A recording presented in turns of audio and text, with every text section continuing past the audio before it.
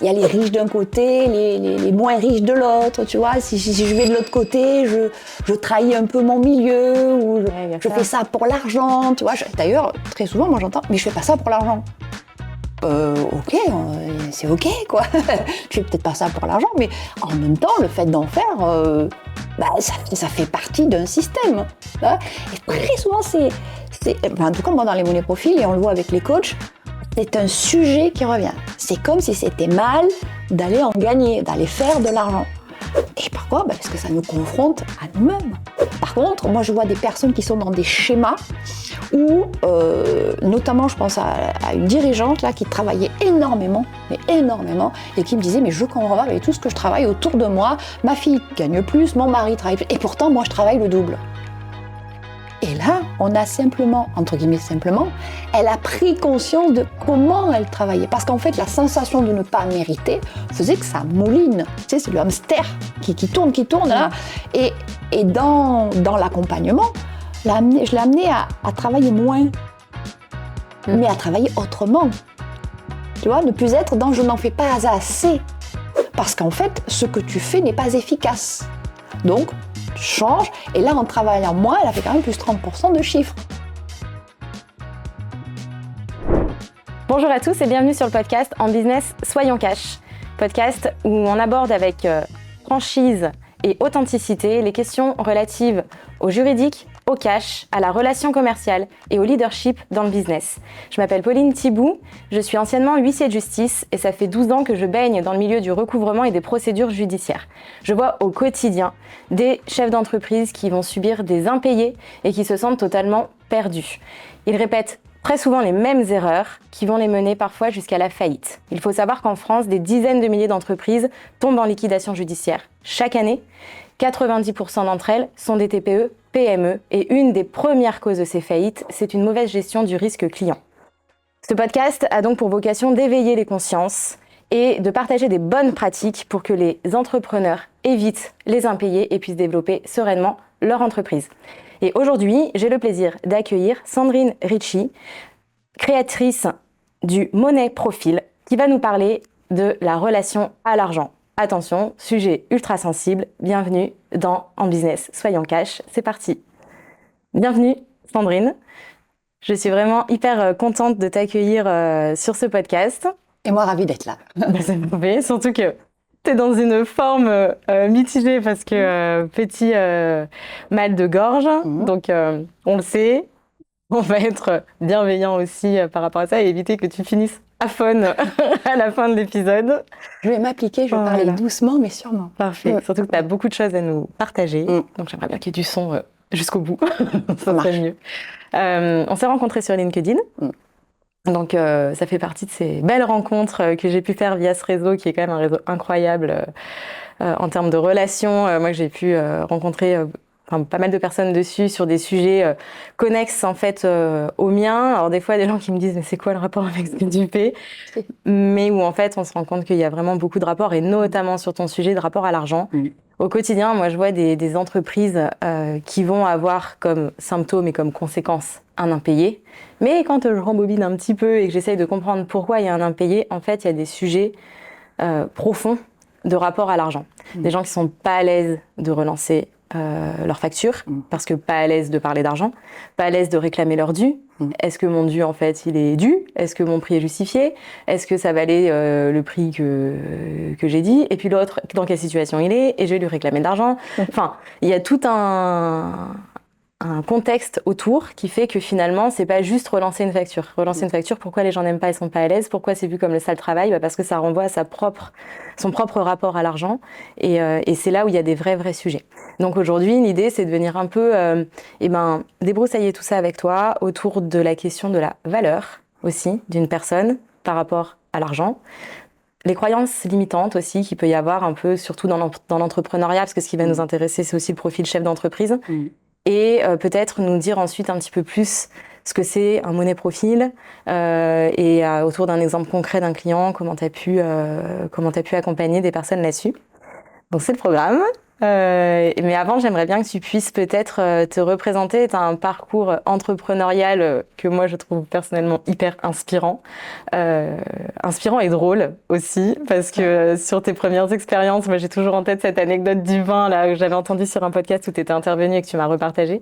Donc, si tu peux nous retracer un petit peu ton parcours, qui va bien nous faire comprendre pourquoi tu en es arrivé là aujourd'hui et la légitimité vraiment à parler de ces sujets-là de par tes réussites aussi entrepreneuriales. Voilà. Parfait, je suis partie, ça y est. Allez. Donc je suis Sandrine Ricci, je suis une passionnée de l'être humain et une passionnée de l'entrepreneuriat. Je sais jamais les mettre dans quel sens. Pour tout te dire, j'ai fait, au tout début, j'ai commencé à créer ma première entreprise. Alors j'étais salariée et en connexe, j'avais créé dans mon garage une entreprise. Oui, on vendait du vin en fait, on achetait, c'était du négoce de vin. Jusqu'au jour où on s'est fait gauler par les impôts. Ils nous ont dit, mais pour vendre du vin, il faut une autorisation. Et là, je fais, il faut une autorisation. Bref, on a transformé l'activité en association, tout simplement. Donc ça, c'était ma première expérience dans l'entrepreneuriat, où j'ai vite appris qu'en fait, si tu veux créer quelque chose, une première des choses importantes, c'est bien d'avoir des clients, mais l'environnement économique, l'environnement juridique, c'est tout aussi important. Donc ça, je l'ai très vite appris. Voilà. À tes dépens, mais... À mes dépens, mais comme souvent, on apprend souvent à nos dépens. Ensuite, donc j'ai créé... Qu'est-ce qui s'est passé ensuite? Voilà, je suis partie de cette entreprise-là. Donc c'était la vente de vin. J'étais chargée du développement. Là, j'ai pu voyager, j'ai pris un gros impayé à ce moment-là. Ça, je peux en parler parce que je crois que ça a vraiment un lien avec ce dont on va parler là. Où en fait, là aussi, j'ai appris que à partir du moment où une marchandise est livrée, elle appartient à la personne qui a réceptionné la marchandise. Et moi, dans ma petite tête, à 20 et quelques ans, tu vois, c'était non, mais en fait, tant qu'il n'a pas payé, la marchandise lui appartient pas. Et non, en droit, c'est pas comme ça que ça se passe. Et ça aussi, je l'ai appris. Oui, sauf si tu fais ce qu'on appelle une clause de réserve de propriété, mais ça, c'est sur le papier parce que ça s'active pas comme ça. Tu viens pas avec tes petits bras récupérer ta marchandise. Ouais, c'est ce que j'ai fait en fait. Pas le droit de faire ça. Moi, je suis allée récupérer ma marchandise. J'ai récupéré mes bouteilles de vin sur l'étal. Je suis sortie. Le dirigeant, le gérant à l'époque est arrivé, m'a attrapé, m'a chopé par le col, et il m'a fait sortir comme ça, à bout de bras, il m'a jeté par terre, il m'a insulté de tous les noms d'oiseaux. J'ai fini à la gendarmerie à porter plainte. Donc voilà, c'était quand même des premiers instants, on va dire, avec les impayés. On va dire que ça a été plutôt violent. Ce qui après, je pense, a véritablement conditionné ma façon de faire en tant qu'entrepreneur. Oui, parce que alors ça arrive pas tous les jours, un cas comme ça. Déjà d'aller récupérer sa marchandise. Ah bah oui, moi. Faut déjà y aller, tu vois. Tu m'as pas payé, c'était à moi. Quoi, tu vois. Non mais c'est ça. Non mais après, moi je trouve que voilà, il y a une logique. Il y a une logique. Il y a une logique et derrière c'est aussi mais en fait on me respecte. Oui. Et il y a ça. Derrière aussi de ce qu'on entend. Ouais. Et bon, après, la personne réagit comme elle a réagi, mais en tout cas, sur le principe, j'ai livré, j'ai pas été payée, je suis pas OK, je récupère ma marchandise et en fait, ça paraît d'une logique impeccable. Impeccable, mais ça n'est pas comme ça que ça se passe. Et non. Voilà. Donc ça, je l'ai appris et je me rends compte aujourd'hui qu'il y a encore beaucoup de personnes qui le savent pas. Comment ça se passe. Ça, c'est une anecdote, mais qui, dans la relation à l'argent et dans la façon dont j'ai travaillé aujourd'hui, notamment par rapport aux impayés et autres, a vraiment été un marqueur. Tu vois. Ensuite de cette expérience-là, j'ai créé une entreprise. Enfin, une entreprise avec ma sœur. On s'est associés à ce moment-là. Et c'était une société de télémarketing. Okay. Donc, formation commerciale, télémarketing, on faisait du transfert de compétences où, on créait des mini-services d'assistants et d'assistantes commerciales, notamment, et on les réimplantait, on les transférait au sein de l'entreprise. Il y avait aussi de la prospection téléphonique, pas toujours très rigolote, mais voilà. Ça a été très révélateur. Quand je me suis associée, là, c'était une entreprise familiale. Je me suis associée avec ma sœur et avec les parents. Ok. Donc là, le gros apprentissage, ça a été de dire, waouh. Et puis là, on était en love money. D'accord, love money, pour ceux qui ne le savent pas, c'est-à-dire que la famille avait mis de l'argent dans l'entreprise et on le dépensait, on l'investissait sur des décisions collégiales et familiales. Là, tu apprends aussi que ta façon de voir et la façon dont les autres perçoivent les investissements, la façon de développer une entreprise, si tu l'as pas posée en amont de façon factuelle, mais peut-être que ça va pas se passer comme toi, tu avais imaginé les choses. Donc là, ce que j'ai appris véritablement, c'est que si tu veux t'associer, si tu as l'intention de t'associer, en tout cas, mieux vaut en amont avoir posé les jalons. C'est-à-dire, au départ, quand tu crées, il n'y a pas d'argent dans une entreprise. Ou rarement, on va dire, sauf s'il y a des apports de fonds. Il y a les apports de fonds de toute façon, mais en fait, c'est comment je vais, non pas dépenser, mais investir cet argent-là. Est-ce que ça va être sur du commercial? Est-ce que ça va être sur la production? Comment on va réinvestir? Comment on va se rémunérer? Comment, tu vois, tout ça, ce sont des questions et qui demandent des réponses. Et si on ne se les pose pas en amont, 9 fois sur 10, on est en désaccord et ça crée des tensions entre associés. Et c'est d'autant plus important et précieux ce que tu dis là, parce qu'il y a aussi la dimension familiale. Et en fait, nous, dans les clients qu'on va accompagner, on a beaucoup de TPE, PME familiale. Donc, par exemple, l'entreprise qui a été créée par le père ou le grand-père, reprise par la génération suivante, etc., etc. Et en fait, il y a aussi tous les enjeux il faut faire aussi bien que la génération d'avant. Ils ont fonctionné d'une certaine façon. Est-ce qu'on fonctionne de la même façon? Il y a tout le rapport à l'argent, en fait, familial de par l'éducation qu'on a pu avoir. On le retrouve potentiellement dans l'entreprise. Est-ce qu'on est OK ou pas avec ça, en fait? Parce que on est la personne qu'on est dans sa famille, mais on évolue aussi par ailleurs sur ses propres expériences et on peut avoir un rapport finalement différent que celui de ses parents. Mais quand on est dans la même boîte, c'est des sujets déjà de base qui sont touchy et importants à aborder, mais en famille. Et là, j'ai un client, donc un homme, qui a une entreprise familiale. Et ça, ce que tu soulignes, c'est à la fois une force pour ce dirigeant, mais aussi en termes d'investissement, et je pense notamment à la revente de l'entreprise, c'est quelque chose qui pèse. C'est-à-dire que cette entreprise-là, quand il a fait son money profil, il a dit, mais en fait, je peux pas la vendre. C'est pas possible. Je suis l'héritier de ça et je me dois de la poursuivre. Et là, il était complètement en frustration parce qu'en fait, ingénieur qui reprend l'entreprise familiale et qui se dit, mais en fait, moi, j'ai envie de faire autre chose. J'ai envie de mener l'entreprise autrement et là où j'ai envie de m'éclater. Et il y avait vraiment, tu vois, une confrontation de valeurs là, entre ce qui est important pour moi, mon moteur, et finalement ce que l'entreprise, elle, représente. Et cette distorsion entre les deux faisait que ce jeune dirigeant était coincé, véritablement coincé. Et après, il y a quelque chose qui est apparu presque comme une évidence, ça a été de dire, mais en fait, tu as aussi la possibilité de créer autre chose à côté ou de racheter une entreprise. Et là, mais oui, à partir du moment où ça n'était pas issu de la famille, là, il pouvait créer ou racheter et revendre. Et c'est ce qu'il a fait d'ailleurs, puisqu'il a racheté une petite entreprise.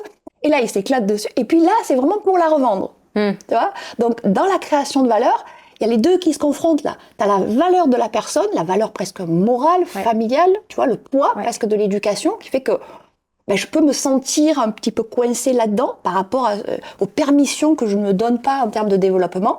Et puis le fait d'aller trouver ailleurs quelque chose qui va vraiment m'éclater, quoi, parce que je vais être en phase avec mes valeurs, qui vont être d'aller chercher du client, d'aller gagner de l'argent. Autrement.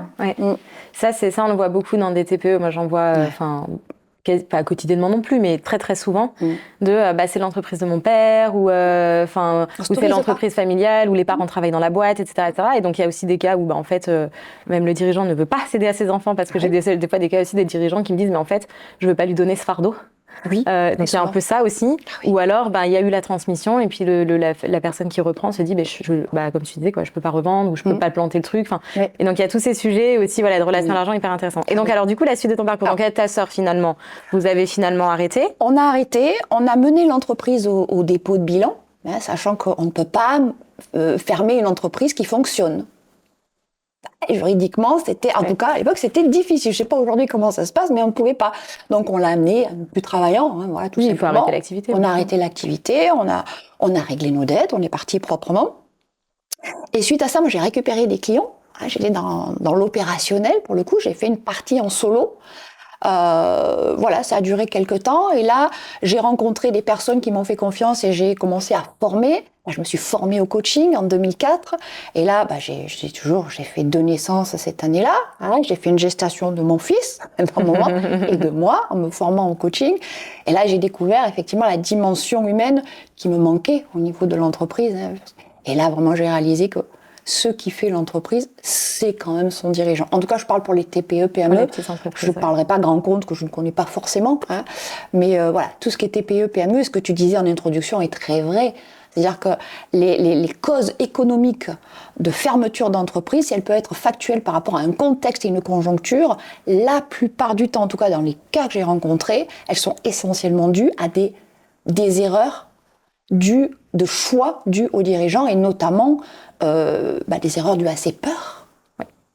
Et c'est là où peut-être on va rentrer dans le vif du sujet par rapport à l'impact de qui je suis.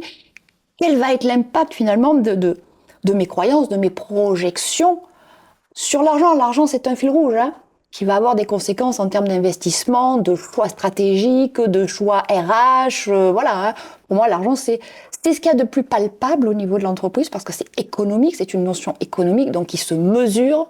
En ce sens, c'est intéressant. Mais au fond, moi, ce qui m'intéresse, c'est travailler la personne et l'individu pour l'amener en termes de conséquences. Ah ben oui, finalement, en travaillant sur moi, en regardant mon rapport à l'argent, mes croyances, mes comportements, mon rapport aux autres, la comparaison que je fais avec les autres, mon niveau de compétence aussi financière, quelles vont être les conséquences de tout ça sur mon business? Et à partir du moment où on a regardé ça, on regarde, ah ben oui, ça me paraît assez évident. Et ce qui est assez fou, c'est qu'il y a un lien direct. Enfin, il y a un lien direct et c'est vraiment... j'adore notre journée d'aujourd'hui. Bon, les personnes qui regardent, écoutent, ne voient que cet épisode, mais nous, on est dans un contexte. Et en fait, après toi, je vais avoir un épisode avec une personne sur la posture dans le bâtiment, dans les métiers du bâtiment, parce qu'il y a souvent des sujets qui reviennent aussi dans ces milieux-là, où il y a énormément aussi d'autres croyances sur le fait que voilà, il faut être dur, enfin, il faut être pas forcément dur, mais tu vois, il faut s'assumer, etc., etc. Et puis, il y a un peu de confrontation. Souvent, quand même, ça part assez vite, des fois, dans les tours et tout, et la question de la posture qui revient souvent, et en fait ce dirigeant-là qui va nous partager que quand on est aligné avec soi-même, qu'on est sûr de son travail, etc., en fait on peut vendre presque au prix qu'on veut, on peut faire accepter les conditions qu'on veut à ses clients, et que tout se passe bien, et qu'il y a du cash, il n'y a pas de problème de trésor, quoi. Non. Mais parce que ça vient en amont de la personne, est-ce qu'elle a suffisamment confiance en elle, et donc de tous les sujets après qu'on va voir. Ah bien sûr. Donc je valide, j'estampille. Ouais, c'est ça, mais c'est vraiment, c'est lié. Et c'est pour ça que oui, il y a un rapport vraiment, mais direct entre qui je suis, mes valeurs, mon rapport du coup à l'argent, parce que ça se traduit dans son rapport à l'argent, et la santé financière de l'entreprise. Tout à fait. Et c'est pas que la faute d'un contexte. Non, ni que de la responsabilité du comptable. De toute façon, le comptable, il a bon dos. Il a bon dos pour il a bon dos, il a bon dos. En même temps, premier réflexe, aller voir le comptable. Est-ce que je peux investir? Je vais voir le comptable. Non. Le comptable, il n'est pas fait pour ça. C'est ça. Il y a j'ai en tête une expert comptable qui nous partage souvent tout est possible. Oui. En fait, tout est possible, c'est pas la question. C'est pas la question. Qu'est-ce que tu veux faire toi? Tu veux mener ton entreprise. Exactement. C'est pas à lui à prendre les décisions. Mais combien de fois, moi, j'entends, il faut que je vois avec mon comptable si je peux le faire. Non. C'est ça. Ouais. Et après cette expérience donc de coaching, ensuite, tu as racheté, si je me trompe pas, une entreprise avec ton mari. Oui. Que vous avez monté à un niveau, et donc quand on en parlait, les impayés, toute la gestion du risque client, s'était menée de façon magistrale, quoi. Ah oui, là, entre mon mari qui est quand même une fourmi en termes de gestion, tu vois, sécuritaire, on va pas, et les expériences que j'ai pu avoir moi auparavant, quand on a racheté l'entreprise, c'était comme on appelle un panier percé. C'est-à-dire que on avait des encours clients, mais de l'ordre de plusieurs centaines de milliers d'euros. D'accord ? Et quand on a racheté, moi je me souviens, l'assistante, elle passait ses journées à appeler pour faire rentrer l'argent. Et là, mais nous, on était, non, mais c'est pas possible, ça n'existe plus, ça. Si. Mais ça existe toujours. Ça existe toujours. Je confirme. Et ça, quand on a racheté, on a fait quelque chose, c'est dans les années 2012. Je sais pas si tu te souviens, à ce moment-là, il y avait quand même la crise. D'accord. Parce que la crise de 2008, Ouais, la crise de 2008 qui revenait, nous on était dans le secteur, alors bâtiment secondaire, mais on en cascade. Voilà, en cascade, on le subissait. La première des choses que l'on a faites, c'était de dire, aujourd'hui, paiement comptant, y compris pour les pros. Alors, j'explique quand même le secteur d'activité. C'est une usine, on a racheté une usine qui achète des blocs de pierre de Bourgogne, qui le fabrique, qui les façonne plus exactement, et on en sort des éviers, des vasques, des dallages, tout ce qui est élément de décoration pour la maison. Donc on était dans le semi-industriel. Donc là, on rachète une usine désorganisée, on va dire. Le gros avantage, c'est que mon mari donc avait déjà développé la structure au niveau commercial. Il y avait un site qui fonctionnait tout seul. On avait énormément d'appels entrants. Donc lorsque le fournisseur nous appelle en nous disant écoute, je vends l'usine, est-ce que tu la veux? C'est quelque chose que l'on espérait, que l'on n'osait plus espérer. On a dit oui. À ce moment-là, on s'est associé avec mon mari et on a racheté l'usine donc en Bourgogne. Et voilà, donc les premières mesures que l'on a prises, c'était au niveau des paiements. Et là, tout le monde nous a dit, mais vous êtes fous, vous allez perdre les clients vont se barrer. Alors, je ne dis pas qu'on n'en a pas perdu, à très court terme. C'est-à-dire qu'à court terme, oui, il y a des clients qui ont dit, mais qu'est-ce que c'est ça? C'est-à-dire quand je dis paiement comptant, tu payais 50% à la commande et le solde était à l'enlèvement. D'accord, on avait à peu près 1 mois et demi à 2 mois de délai de fabrication. Plus aucun crédit. Alors oui, certaines personnes sont allées voir ailleurs, mais c'était pas grave. Et je vais te dire aujourd'hui, et je le dis, c'est ce qui nous a permis de sauver notre entreprise. Parce que autour, redis-le. C'est ce qui nous a permis de sauver notre entreprise. Oui. Je peux le redire et le redire. Ouais. Pourquoi? Parce que autour, les clients qui partaient, les clients, je le mets entre guillemets, moi les gens qui payent pas, ça s'appelle pas des clients. Déjà, on n'a pas la même définition. Hein. Donc oui, je vais aller voir un tel, mais allez-y. Donc les un tel X ou Y qui faisaient des crédits clients. Les adresses aux autres. Oui, en fait, ils se sont retrouvés avec la crise, les maçons. Là, il y a eu une hécatombe de petites entreprises. Donc il y a eu un effet domino. Où quand une entreprise n'est plus payée parce qu'eux-mêmes faisaient des crédits à leurs clients et ainsi de suite, et il y a beaucoup d'entreprises autour qui sont mortes. Quoi. À ce moment-là, ça a été une hécatombe. Alors même si pour nous c'était très dur, mais on est resté Et après, qu'est-ce qui se passe quand le marché s'est nettoyé, on va dire? C'est vers vous que ça revient. Alors oui, il faut tenir financièrement, parce que la trésor, elle n'est pas à rallonge non plus, sauf qu'on avait vraiment anticipé là-dessus. C'est-à-dire qu'on avait fait un apport suffisant au démarrage pour ne pas se retrouver pris à la gorge. Ça aussi, c'est quand même, ce sont des leviers importants quand on crée ou qu'on rachète. Pas voir trop juste au niveau financier. Et pour le coup, voilà, on a tenu pendant cette période de crise et après on a récupéré des clients qui venaient de par ailleurs parce qu'il n'y avait plus d'autres fournisseurs, quoi. Je prends un raccourci, hein, mais non, mais c'est un raccourci, mais c'est ce qui se passe. Mais oui. Mais c'est hyper intéressant ce que tu dis parce que nous on a tellement d'entreprises qui nous disent mais si je fais ça les clients vont partir, ils comprendront pas, etc. Oui. Parce qu'on est dans un secteur concurrentiel, parce que en fait il y a tout le temps plein de raisons et en fait donc après on prend avec les croyances qu'il y a et donc après plutôt que de faire ce chemin on va peut-être faire celui-là déjà une politique d'encours, c'est ça, un minimum et puis ensuite peut-être augmenter un peu le pourcentage d'acompte et donc du coup petit pas par petit pas en fait ils se rendent compte que ça passe. Mais oui. Et donc, si ça passe, des nouveaux clients, en fait, les nouveaux clients, pourquoi est-ce qu'on leur dirait pas vous payez comptant? Et puis, au bout d'un moment, quand ils ont montré parce qu'ils ont un comportement, un certain volume, oui, on peut accepter d'avoir un peu d'encours ou pas. En fait, parce qu'après, ils sont habitués aussi à ce que ça fonctionne comme ça. Et en fait, ça peut aussi très bien fonctionner pour tout le monde. Oui, alors ça fonctionne très bien sur les TPE, PME. Dès que tu vas travailler avec des grands groupes ou des grands comptes, alors eux t'imposent les conditions. En tout cas, ils souhaitent te les imposer. Donc, à partir de là, tu mets en place d'autres... T'adaptes après. Tu t'adaptes, voilà. Et puis, il y a aussi le fait de se dire, est-ce que je peux tenir financièrement par rapport à ce marché? C'est ça. Et si une entreprise n'a pas les reins suffisamment solides pour tenir sur un certain type de marché qui va lui dépasser ses capacités, hein, on parle bien de capacité de financement, à ce moment-là, ou tu fais autrement, hein, ou tu fais pas. C'est ça. Mais parfois, dire non, c'est aussi sauver son entreprise. Complètement. Ça, c'est vrai. Et après aussi, de se dire à un moment, si tu veux y aller sur ce marché-là et qu'aujourd'hui, c'est un peu juste, il y a des solutions qui existent d'affacturage. On en parlera notamment dans un autre épisode.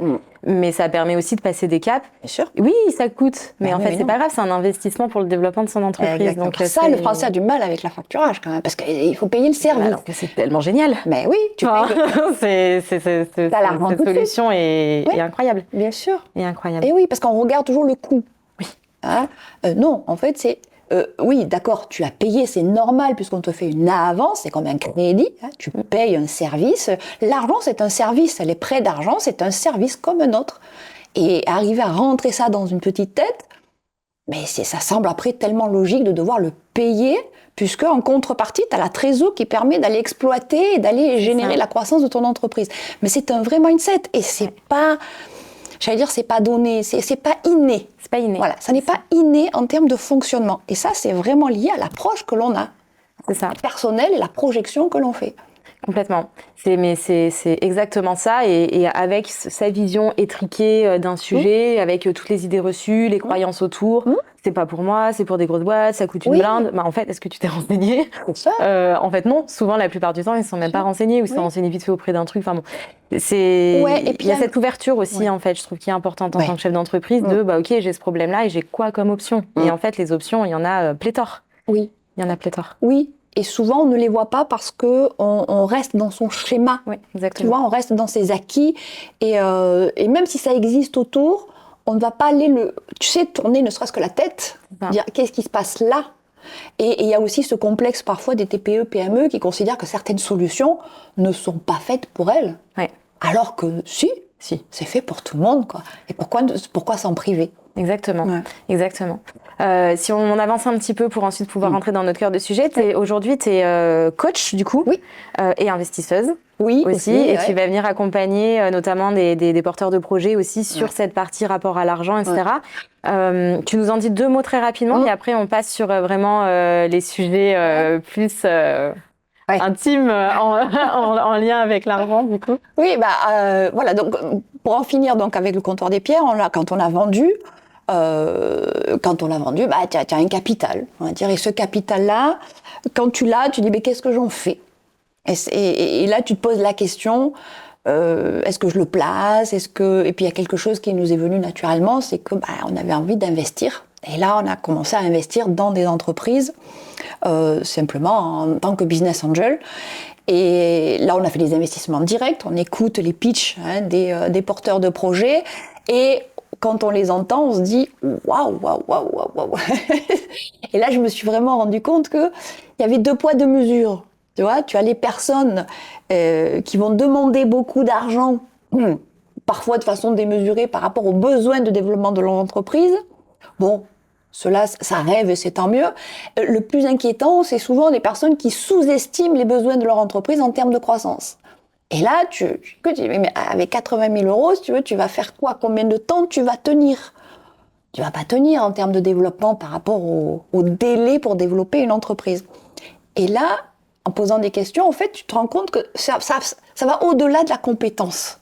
C'est vraiment le rapport que la personne a sur « je vais pas m'endetter quand même, je vais pas faire peser tout ça sur mon entreprise ». Comme si c'était son bébé, il fallait pas trop la charger. Oui, alors c'est très bien d'avoir une gestion au cordeau, mais en même temps, c'est aussi une façon j'allais presque dire, de l'enterrer dès le démarrage. C'est un mort-né si tu ne lui donnes pas assez à manger. Ouais. Tu vois ? Et là, je me suis dit, tiens, et c'est bien avec ma casquette d'entrepreneur et de coach, je dis, mais c'est quand même sympa ça. La façon dont une personne se projette elle-même va conditionner la vie et la pérennité de son entreprise. Et là, j'ai eu un déclic. Là, je me suis dit, en fait, je vais travailler là-dessus. Les projections que je fais, et je les fais sur quoi ? Alors, sur plein de choses, sur les RH, sur les valeurs. Mais il y avait quelque chose, c'était que je demande, que j'ose demander ou que je n'ose pas demander. Parce que finalement, ça reste, on le dit souvent, le nerf de la guerre pour développer. Et là, tu découvres la boîte de Pandore, tu ouvres la boîte de Pandore entre ceux qui n'osent pas demander, ceux qui demandent à outrance, ceux qui n'osent pas demander ne serait-ce que d'être payés, comme tu disais tout à l'heure. Bah oui, si tu ne demandes pas d'être payé, tu ne le seras pas. Ceux qui ne vont pas oser valoriser leurs prestations ou ceux qui vont dire je fais 10% de marge, comme ça je suis moins cher que les concurrents, ça va être génial, je vais vendre beaucoup. Et là tu dis non. Stop. Et de là est venue l'idée d'abord d'animer des ateliers sur la relation à l'argent, essentiellement avec des femmes. La Covid est arrivée, et là, il y avait un call to action sur mon site, 20 petites questions. Suite aux réponses à ces questions, je débriefe avec la personne et je lui donne des petits tuyaux sur sa relation à l'argent, l'impact sur son business. Et là, mon mari me dit, creuse là, il y a quelque chose à faire. Et là, je prends un tableur Excel et je commence à poser plein d'affirmations, tout ce qui me passe par la tête autour de la relation personnelle à l'argent, l'impact sur le business. Et petit à petit, se crée le Money Profile, puisque je le teste sur des clients. En direct live, je crée l'outil avec mes clients et sur tous les sujets. Et petit à petit, ça devient une application, puisque au même moment, nous investissons dans une société qui fait du diagnostic industriel. Donc, on se sert de l'application de diagnostic industriel pour poser un diagnostic de la personne sur sa relation à l'argent à l'instant T. Et l'objectif, c'est certainement pas de la mettre dans des cases, mais surtout de pouvoir dire, voilà ta relation à l'argent à l'instant T, et voilà comment tu peux la faire évoluer en lui donnant une perspective d'évolution pour la changer à titre personnel. Ça fait ça peut être, comment on dit, bouleversant, oui. Parfois très, très remuant. Et bien sûr, avoir un impact sur le business, ça c'est même pas la cerise sur le gâteau, pour certains, c'est carrément une finalité aussi. Oui, complètement. Voilà. Complètement. Et du coup, justement, ce que tu disais, c'est que le rapport à l'argent est souvent, et on le voit, moi je l'ai fait, ce test avec toi, et ce que j'ai trouvé hyper intéressant, justement, c'est le côté valeur. Se dire, dans le rapport à l'argent, il y a de la projection personnelle et est-ce que, par exemple, notamment dans des dirigeants d'entreprise, c'est vraiment le profil qui nous intéresse aujourd'hui, c'est par exemple, je ne suis pas la continuité de ma boîte ou je peux exister et ma valeur n'est pas que liée au cash que peut aller générer mon entreprise, enfin plein de petites choses comme ça en lien avec la valeur. Donc est-ce que tu peux nous dire un petit peu quand tu dissocies un peu les deux, donc cette notion de valeur versus argent, et est-ce que les deux sont liés ou pas, dans quelle mesure? La valeur, tu sais, c'est un terme qui a beaucoup de sens, qui est très large en fait. Elle a autant une valeur au niveau une signification au niveau de l'individu. On parle de valeur d'une personne, on parle de valeur d'une entreprise, on parle de valeur économique. Donc c'est un terme qui est très large. Et au niveau de la valeur, ce que je rencontre le plus souvent au niveau des dirigeants d'entreprise, ce sont presque les oppositions qui peuvent être mises entre j'ai des valeurs personnelles, tu vois, des valeurs fortes par exemple de partage, de soutien, d'authenticité, et comment la retranscrire au niveau entrepreneurial. Et là, par rapport à l'argent, c'est parfois et même souvent dire mais l'entreprise, elle fait de l'argent, tu vois, elle est là pour faire du bénéfice. Et comment je vais arriver à faire rencontrer les deux par rapport à cette valeur économique d'un côté, parce qu'une entreprise, quand on la crée, c'est peut-être avant tout pour générer des revenus, voire générer un capital. C'est un mot qui n'est pas un gros mot, le capital, puisque l'objectif, c'est aussi de pouvoir le placer pour réinvestir éventuellement ou pour sa retraite. Tu vois. Et là, entre les valeurs personnelles de la personne et les valeurs d'une entreprise qui doit, je dis bien qui doit, générer de l'argent pour fonctionner, là, il y a souvent des frictions. Et dans le Money Profile, ce que j'aime bien, c'est rabibocher les deux, tu vois, faire en sorte que, non, tes valeurs personnelles, qui peuvent être environnementales, qui peuvent être l'authenticité, mais ça peut aller tout à fait avec la valeur de ton entreprise. Nous, on le voit beaucoup, ça, sur des entreprises qui se disent, entre guillemets, tu sais, vertueuses, à mission, etc., qui défendent des belles causes, etc., et qui, en fait, assument pas de vouloir générer de l'argent, parce qu'en fait, pour elles, l'argent, c'est sale, entre guillemets, un peu. Et sauf que, du coup, des fois, ça m'interpelle, parce que je me dis, mais si tu veux avoir un vrai impact, et pouvoir porter... si tu as une belle cause à défendre, si tu la défends sur un micro-territoire versus l'échelle nationale, voire mondiale, c'est complètement différent. Et donc, si c'est une cause vertueuse, peut-être autant la développer à plus grande échelle pour qu'elle ait un vrai impact. Mais pour ça, il faut de l'argent. S'il n'y a pas d'argent, on ne peut pas le faire. Donc, il y a clairement une question de rentabilité et de comment on va faire de l'argent. Et la question, c'est pas tellement faire de l'argent, c'est qu'est-ce qu'on va faire de cet argent. Mais oui, c'est ça. Et c'est plus ça, en fait, qui va être la question. Et là, tu soulignes le fait d'en gagner, avec toutes les croyances qu'il y a derrière sur le fait d'en gagner. Et alors, en France, on est duel. On a une vraie dualité avec ça. Parce qu'à la fois, on veut en gagner, mais en même temps, en gagner, tu vois, c'est quand même ceux qui... il y a toujours l'image du patron qui abuse un petit peu, ou il y a les riches d'un côté, les moins riches de l'autre, tu vois. Si je vais de l'autre côté, je trahis un peu mon milieu, ou je fais ça pour l'argent, tu vois. D'ailleurs, très souvent, moi j'entends, mais je fais pas ça pour l'argent. Ok, c'est ok, quoi. Je fais peut-être pas ça pour l'argent, mais en même temps, le fait d'en faire... ça fait partie d'un système. Hein. Et très souvent, en tout cas, moi, dans les monnaies profils, et on le voit avec les coachs, c'est un sujet qui revient. C'est comme si c'était mal d'aller en gagner, d'aller faire de l'argent. Et pourquoi ? Parce que ça nous confronte à nous-mêmes.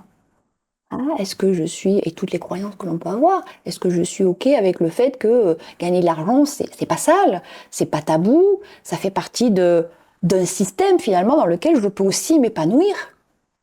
Or, toutes les croyances que l'on a, souvent elles sont à contre-courant de ça.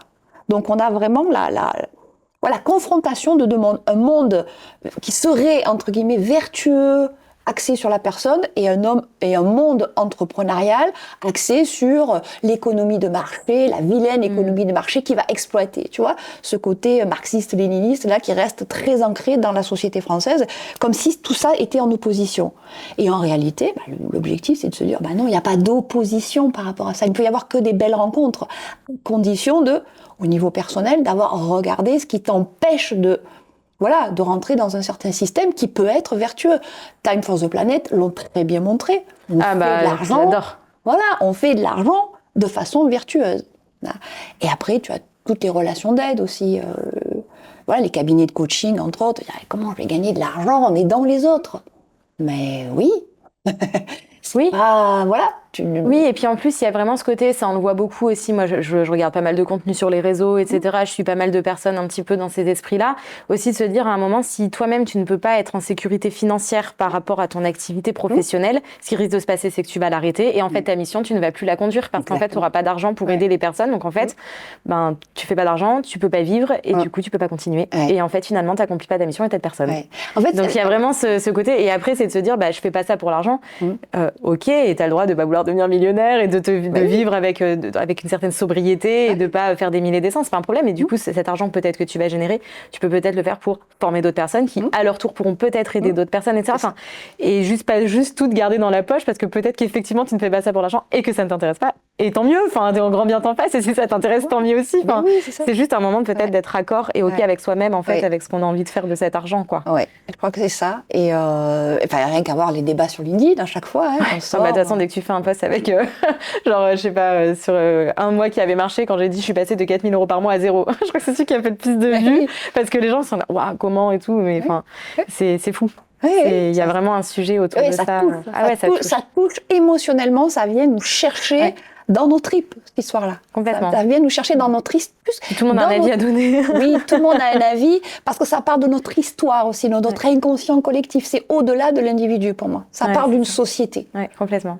Et je dis pas qu'ailleurs c'est mieux, hein. Attention. Ah non, après on est chez nous, et puis voilà, moi, il n'y a pas de sujet. Tout le monde a ses croyances sociales, en fait, ou sociétales, en fait, aussi. On baigne dans un milieu dans lequel on a évolué et on a grandi, enfin voilà, donc ça fait partie d'un tout.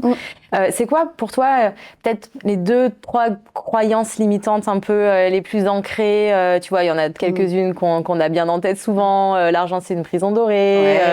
Il faut gagner, il faut travailler hyper dur pour gagner beaucoup d'argent. Ou je suis pas faite pour gagner de l'argent. Oui, l'argent ne m'aime pas. Ouais. L'argent ne m'aime pas. C'est formidable, celle-là aussi. L'argent m'aime pas. L'argent m'aime pas. Ouais. Après, tu dis, mais toi, est-ce que tu l'aimes? Parce que si tu l'aimes pas, il peut pas te rendre l'appareil. Tu vois, il fait que te rendre l'appareil. Hein. Donc, l'argent est une prison dorée. Ça, on l'a, cette affirmation dans le Money Profil. Et très souvent, je veux dire, 90% des cas, on nous dit oui. Et là, tu dis, d'accord. Ça veut dire que dans la phrase, il y a quand même le mot prison. Donc, la façon dont tu te positionnes pour gagner de l'argent, ça veut dire que tu vas t'enfermer dans une prison, d'ores et déjà. Est-ce que tu as envie d'aller t'enfermer dans une prison? Et en même temps, on dit, l'argent, c'est la liberté. Tu vois? Et là, tu dis, non, mais il y a un truc qui fonctionne pas là-dessus. Et là, on a le truc, mais l'argent, ça crée des problèmes, ça crée... Et ça, franchement, quoi, si... oui, tu as d'autres préoccupations, mais si on reste là-dedans et ancré, c'est une prison, certes dorée, mais ça reste une prison, ça va être difficile d'aller en gagner, quoi.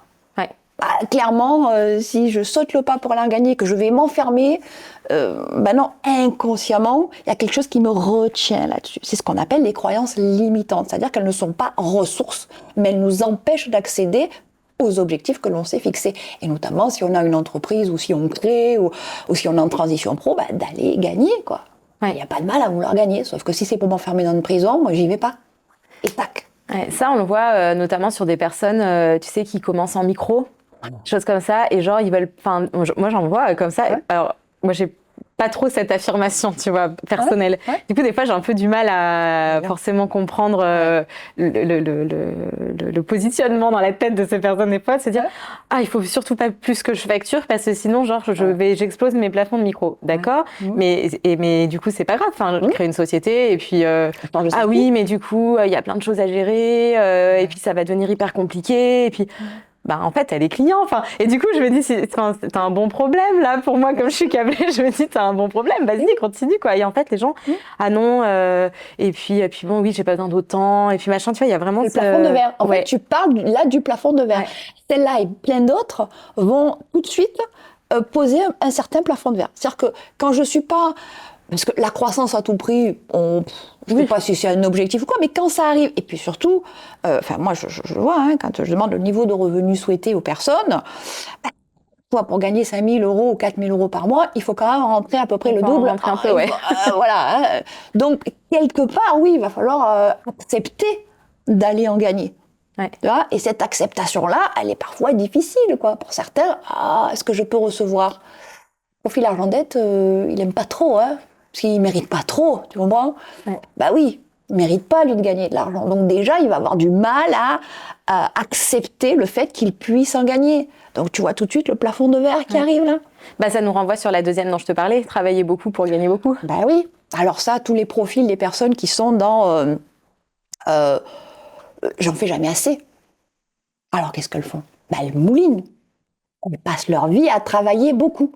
Et là, on a peut-être souvent des soucis de rentabilité. Tu vois, oui, si je crois que pour gagner, il faut que je... Alors, attention, je dis pas que l'argent tombe du ciel et que quand on fait rien... Parce que, une fois, on m'a dit, mais quand même, pour en gagner, il faut travailler. Mais bien sûr. Mais bien sûr, on n'est pas en train de dire que tout tombe du ciel et que c'est magique. Non. Travailler, oui, j'ai jamais vu... À moins de gagner au loto, tu te mets là et ça tombe. Non, c'est pas vrai. Par contre, moi, je vois des personnes qui sont dans des schémas où, notamment, je pense à une dirigeante là qui travaillait énormément, et qui me disait, mais je comprends pas, avec tout ce que je travaille autour de moi, ma fille gagne plus, mon mari travaille plus, et pourtant, moi, je travaille le double. Et là, on a simplement, entre guillemets simplement, elle a pris conscience de comment elle travaillait. Parce qu'en fait, la sensation de ne pas mériter faisait que ça mouline. Tu sais, c'est le hamster qui tourne, là. Et dans l'accompagnement, je l'ai amené à travailler moins, mais à travailler autrement. Tu vois, ne plus être dans « je n'en fais pas assez ». Parce qu'en fait, ce que tu fais n'est pas efficace. Donc, tu changes, et là, en travaillant moins, elle a fait quand même plus 30% de chiffre. Ouais. Mais tu sais que ça me fait écho, là, je rebondis parce que ça me fait un écho direct. Donc, ça me fait un écho direct, c'est qu'il y a un lien. Tu avais fait une newsletter une fois sur la peur de réussir.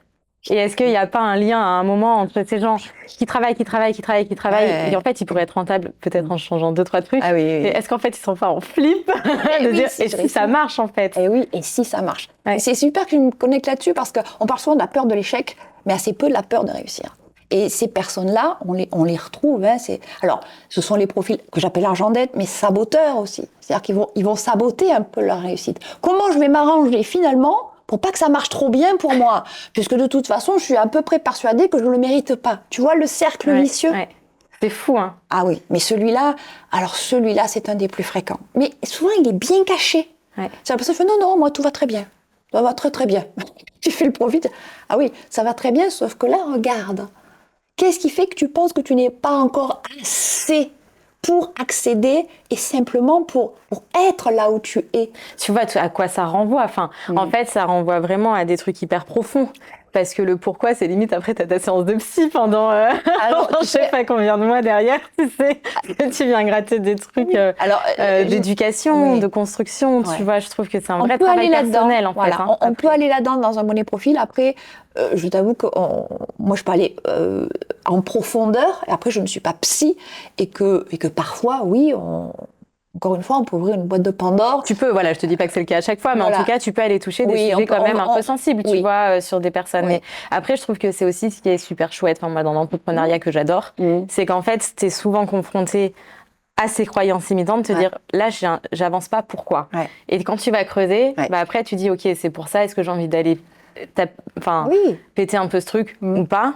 Et si oui, en fait, après, t'as d'autres mondes. En fait, des fois, je compare un peu à un jeu vidéo, tu vois. T'as pété la petite croyance, t'as un nouveau monde qui s'ouvre et tu dis, OK, j'ai tout ça à explorer et tu vas tomber après sur d'autres choses et tout. Et là, t'évolues et je trouve qu'à travers l'entrepreneuriat et toutes ces questions, tu fais du développement personnel, en fait, finalement. Parce que tu vas aller te confronter à toi-même parce qu'en fait, t'es l'acteur principal de ta réussite et de ton développement, quoi. Tu donnes l'essence de la mission d'un premier profil, de ce qu'on a créé et de ce que j'essaie de transmettre, en fait. Puis quand t'es tout seul, c'est en auto-entrepreneur ou quand t'as pas d'équipe ou que t'es vraiment tout seul, c'est toi et toi-même.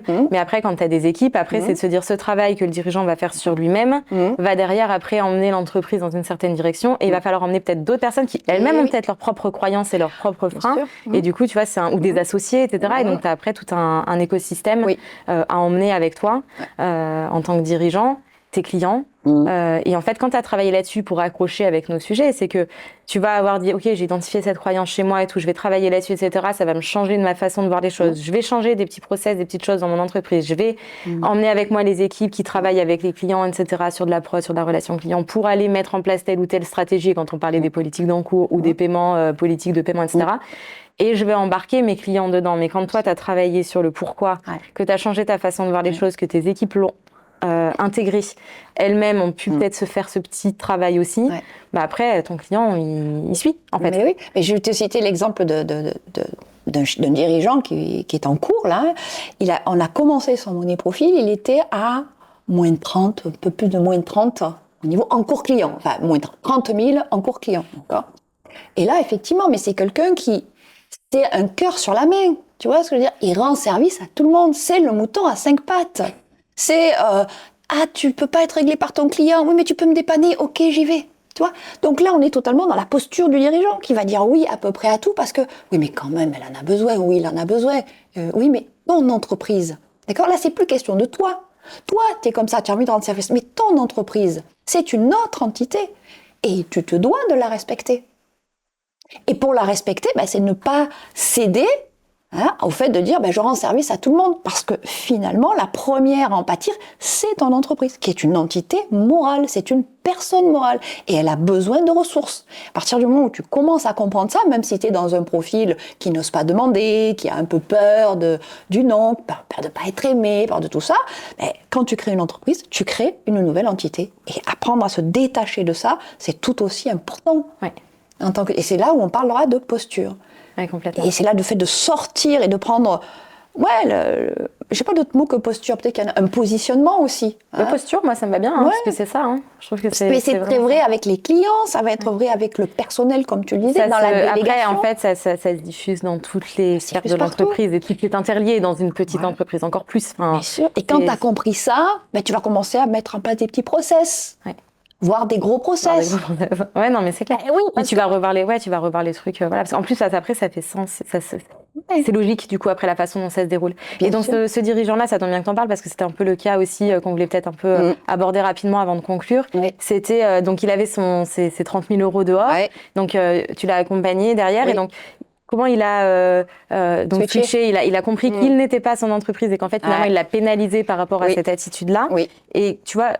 Un peu la question qui me vient, c'est combien de temps, tu vois, il va falloir aux personnes, peut-être. Tu vois, par exemple, lui, ça a été des prises de conscience qui ont été faites. Comment il l'a eu déjà, et puis comment il a après fait ce petit cheminement. Est-ce que ça a été facile, dur? Est-ce que ça a été rapide? Est-ce que ça a pris hyper longtemps, tu vois? Oui, ça a été plutôt rapide.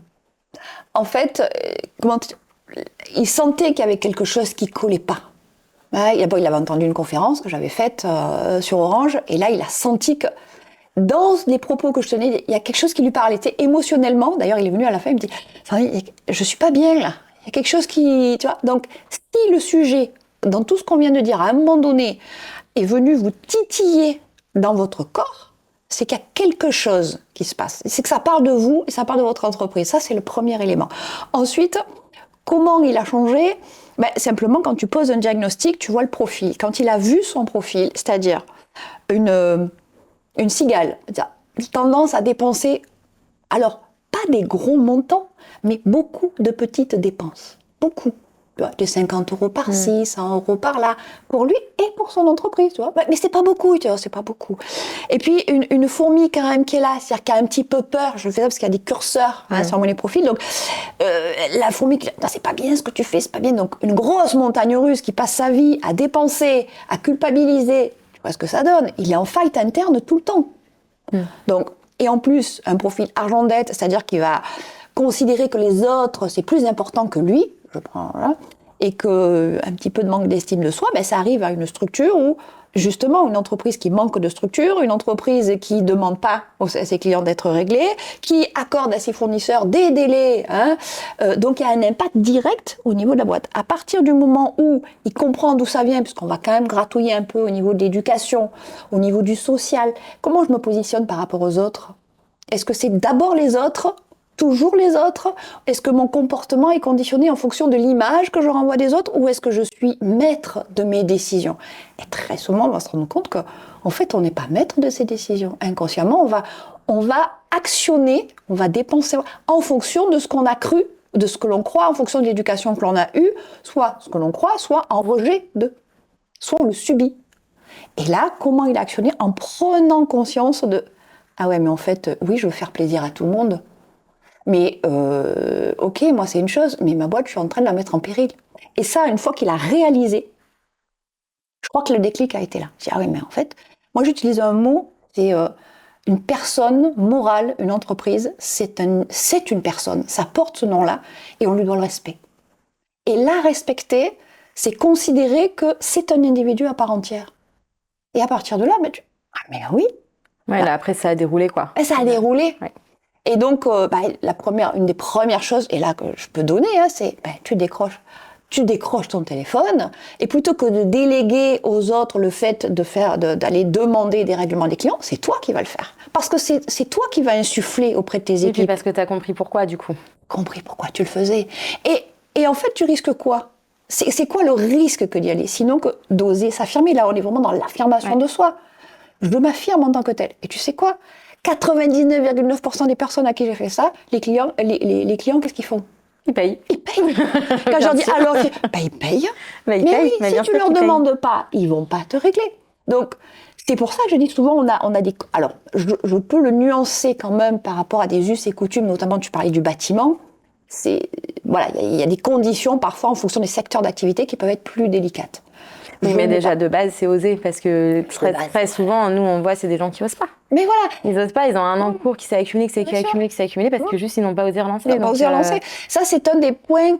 là, en plus, on parle vraiment côté financier, ce côté-là. Après, il y a plein d'autres impacts, sur, notamment, structurer l'entreprise. J'en ai pas... Se rémunérer. Ouais. On n'aura pas le temps d'en parler. On n'aura pas le temps. On n'aura pas le temps d'en parler. Mais c'est vraiment... Non, mais on voit que c'est un sujet qui est vraiment central. Et comme tu le disais, je pense que vraiment ce qu'il faut avoir en tête et peut-être rappeler et retenir de tous nos échanges, c'est que l'entreprise est là pour générer de l'argent, sinon c'est une association. C'est ça, ouais. Donc pour être rentable et pour générer de l'argent, cet argent, on peut en faire finalement ce qu'on veut, oui. Mais et aussi que c'est une entreprise, une personne à part entière, et qu'il y a ce détachement qui est important à avoir, et que voilà, ce détachement va aussi passer sur du travail, sur soi, et qu'à partir du moment où on l'a fait, ça peut totalement aussi changer la donne, le rapport à l'argent, le rapport à ses clients, le rapport à ses collaborateurs, à son développement, enfin à ses investissements, et c'est là où on va pouvoir commencer à avoir d'autres perspectives qu'on n'aurait pas forcément eues dès le départ, quoi. Et ça, alors c'est vrai quand on est seul face à l'entreprise, et ça devient d'autant plus vrai quand on est plusieurs associés, où chacun a sa vision des choses, où chacun arrive avec son background, c'est sa vision. Ce qu'on disait tout à l'heure, c'est important de poser les choses au début, et quelle est ma vision, etc. C'est hyper important. Si ça peut intéresser les personnes, je crois que tu as un cadeau hyper sympa à faire, et moi je ne peux que inviter les gens à le faire, si ça les intéresse. S'il y a eu, comme tu dis, des petites phrases, des petits trucs, on se dit peut-être que ça me parle un peu, en fait passer le cap, donc de pouvoir bénéficier d'un un diag là, c'est justement de faire ce money profil entre guillemets, le mini-test, enfin pas en entier, mais en tout cas en une première partie pour voir déjà en quoi ça consiste, avoir déjà des premiers éléments de réflexion. Moi, je l'ai fait, j'ai qu'une envie, c'est d'aller plus loin. Ça, tu le sais. Mais du coup, c'est hyper intéressant, je trouve, vraiment, même en termes de développement professionnel et personnel, ça vient toucher des sujets. Enfin, moi, ça me passionne l'humain aussi et le développement personnel, donc je trouve que c'est un angle d'attaque qui est hyper intéressant. Donc, si tu peux offrir ça aux personnes qui écoutent, c'est... en fait, voilà, là, c'est offrir Alors, un money profil, c'est global. On prend la personne sur cet aspect holistique, c'est-à-dire on parle de tout. Hein, on va décortiquer les comportements, les croyances, le rapport aux autres, l'éducation, l'anxiété, les émotions. Et on va voir l'impact sur le business. Là, ce que je propose sur un format de mini-test qui est offert, c'est regarder la partie haute du money profil, c'est-à-dire les comportements, cigale, fourmi, montagne russe, argent-dette. Déjà, avoir une photographie, un diagnostic à l'instant T et regarder de l'autre côté l'impact sur la fusion et l'association que l'on fait avec son entreprise. Et voilà, donc je propose un diagnostic et un échange de 45 minutes environ où je fais un feedback. Voilà. C'est un beau cadeau, franchement, moi je l'ai fait, c'était un moment hyper intéressant. Puis même juste sur cette photographie, ça renvoie déjà à des sujets et tout, et enfin c'est hyper intéressant. Moi je ne peux que encourager les gens qui nous regardent à en profiter, en sachant que ça s'adresse quand même à une typologie d'entrepreneurs aussi. Donc on est sur du chef d'entreprise qui a aussi l'envie de se remettre un petit peu en question. Alors tu vois, d'être dans cette dynamique aussi là, de dire j'accepte d'avoir un feedback qui peut-être va me remuer un peu, quoi. Oui, clairement, si on n'a pas envie d'être remué, on vient pas. N'en profitez pas. On a le droit de considérer que voilà, on n'est pas à l'origine de son entreprise, que c'est purement économique et autres. Après, moi, bien sûr, je pense l'inverse. Donc, voilà, mais autant avoir des personnes, tu vois, qui ont cet intérêt-là. Je trouve que c'est pour tout le monde, c'est plus intéressant et ça permettra de faire avancer. Du coup, pour en profiter, c'est hyper simple. Je vais faire un post LinkedIn après l'épisode sur lequel je mettrai le lien. De ce mini-test. Simplement, les gens pourront ensuite aller prendre rendez-vous tout simplement. Voilà, ils cliquent ils cliquent, ils remplissent un petit formulaire, on ouvre un diagnostic et ensuite ils complètent le diagnostic, c'est quasiment tout automatisé et ensuite il y a un échange donc de 45 minutes, soit avec moi, soit avec un coach certifié d'ailleurs.